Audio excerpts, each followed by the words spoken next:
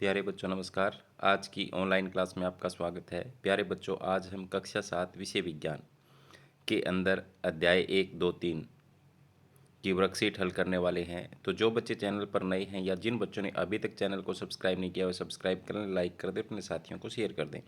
तो शुरू करते हैं आज की वर्कशीट अध्याय 1, पादपों में पोषण। प्रश्न नंबर 1, नीचे दिए गए चित्र में दो पत्तियों पर स्टार्च के लिए किए गए आयोडीन परीक्षण को दिखाया गया है। दोनों पत्तियों में किस पत्ती में स्टार्च उपस्थित है और किस पत्ती में नहीं है। तो पत्ती के रंग में कोई परिवर्तन हुआ आयोडीन डालने पर। यहाँ पर पहली जो पत्ती है उसमें स्टार्च नहीं है और दूसरे में स्टार्च है। पत्ती का रंग बैंगनी हो गया है इसमें। इसके बाद में कॉलम क और ख से सही मिलान कीजिए। तो कॉलम क और ख का मिलान करने पर सहजीवी संबंध जो दिखाता है वो लाइकेन, परजीवी अमरबेल पादप होता है, स्वपोषी मनी प्लांट का पादप होता है और कीट बक्सी विंस फ्लाई ट्रैप होता है। यहाँ पर हमें सही मिलान करना था जो मैंने कर रखा है। आगे है इसके बाद में प्रश्न नंबर 3, दिए गए चित्र में पत्ती पर उपस्थित रंध्र संरचना को दिखाया गया है। क्या होगा यदि ये रंध्र लंबे समय तक बंद रहें। तो प्यारे बच्चों, अगर ये लंबे समय तक रंध्र बंद रहेंगे तो इससे पौधों में प्रकाश संश्लेषण के लिए आवश्यक जल का प्रवेश रुक जाएगा, क्योंकि जब इन रंध्रों से पानी जो है वाष्प बन के उड़ता है तो एक खिंचाव पैदा होता है, जिससे जड़ों से पानी तने से होता हुआ ऊपर की ओर खींचा चला आता है, तो वो भी रुक जाएगा। इससे पौधों में प्रकाश संश्लेषण के लिए आवश्यक कार्बन डाइऑक्साइड का प्रवेश रुक जाएगा। मेन तो दूसरा होगा, लेकिन हम पहला भी निशान टिक कर सकते हैं सही पर। अगर आप दूसरा करना चाहो तो सिर्फ दूसरा कर सकते हो, ज़्यादा सही दूसरा है। इसके बाद में आगे दिए गए वाक्यों के लिए सही शब्द को चुनकर लिखिए। स्वपोषी, क्लोरोफिल, परजीवी, विषमपोषी। वे जीव जो अपना भोजन स्वयं संश्लेषित करते हैं स्वपोषी कहलाते हैं। वे पौधे जो अन्य पौधों पर उगकर उनसे अपना पोषण प्राप्त करते हैं परजीवी कहलाते हैं। वे जीव जो भोजन के लिए पौधे अथवा जंतुओं पर निर्भर करते हैं विषमपोषी। पत्तियों में उपस्थित हरा वर्णक जो प्रकाश संश्लेषण में सहायक होता है क्लोरोफिल होता है। इसके बाद में प्रश्न नंबर 5, नीचे दिए गए पौधों को उनके सही वर्ग में लिखें। कवक जो है मृतजीवी के अंदर आएगा, अमरबेल परजीवी में आएगा, मशरूम मृतजीवी में आएगा और सनड्यू कीट बक्सी के अंदर आएगा। इसके बाद में प्राणियों में पोषण अध्याय 2, प्रश्न नंबर 1, दिए गए चित्र में अमीबा में पोषण के चरण दर्शाए गए हैं।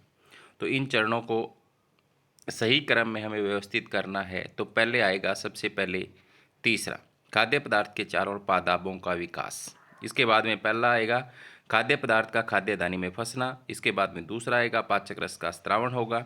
इसके बाद में चौथा आएगा बिना पचाव शिष्ट खाद्य दानी द्वारा बाहर निकाल देना। हम सभी जानते हैं कि चावल में मंड उपस्थित होता है। नीचे दिया गया चित्र मंड की उपस्थिति ज्ञात करने के लिए किए गए प्रयोग को दर्शाता है। तो प्राणियों में पोषण, इसमें इस प्रयोग में प्रश्नली ए में आयोडीन विलयन डालने पर उसका रंग बैंगनी हुआ, जबकि प्रश्नली बी में रंग में कोई परिवर्तन नहीं हुआ। ऐसा होने का सही कारण क्या है। तो आप देखो, उबला हुआ चबाया हुआ चावल है दूसरी प्रश्नली में, तो चबाए हुए चावल में रंग में बदलाव नहीं हुआ। तो दूसरा ऑप्शन इसका सही होगा, चबाने पर लाला रस के कारण मंड शर्करा में बदल जाता है। दिए गए चित्र में मानव पाचन तंत्र को दर्शाया गया है। इस चित्र में मानव पाचन तंत्र के विभिन्न भागों को नामांकित कीजिए। तो यहाँ पर मैंने सभी भागों को नामांकित किया हुआ है। आपकी पाठ्य पुस्तक के अंदर भी ये चित्र बना हुआ है, वहाँ से देखकर भी आप इनके भागों के नाम लिख सकते हो। आगे है प्रश्न नंबर 4, कॉलम क और ख का सही मिलान कीजिए। अमाशय जे की आकृति, अग्नाशय हल्के पीली रंग की ग्रंथि, छुदांतर दीर्घ रोम होते हैं छुदांतर की दीवारों पर, वर्धांतर की लंबाई 1.5 मीटर। नीचे दी गई सारणी में दांतों के प्रकार लिखें। इन प्रकारों के आगे दोनों जबड़ों में उनकी कुल संख्या लिखें। तो चवर्णक 12 होते हैं, अगर चवर्णक 8 होते हैं, रदनक 4 होते हैं और कृंतक 8 होते हैं। इसके बाद में अध्याय 3, ऊष्मा। दिए गए चित्र को देखकर सारणी में लिखिए कि किस वस्तु से ऊष्मा त्यागी जा रही है, किस वस्तु द्वारा ग्रहण की जा रही है। चाय में चम्मच डली हुई है, गर्म चाय, तो गर्म जो चाय है वो ठंडी होती जाएगी, तो त्यागी जा रही है। ऊष्मा ग्रहण किसके द्वारा की जा रही है, चम्मच द्वारा।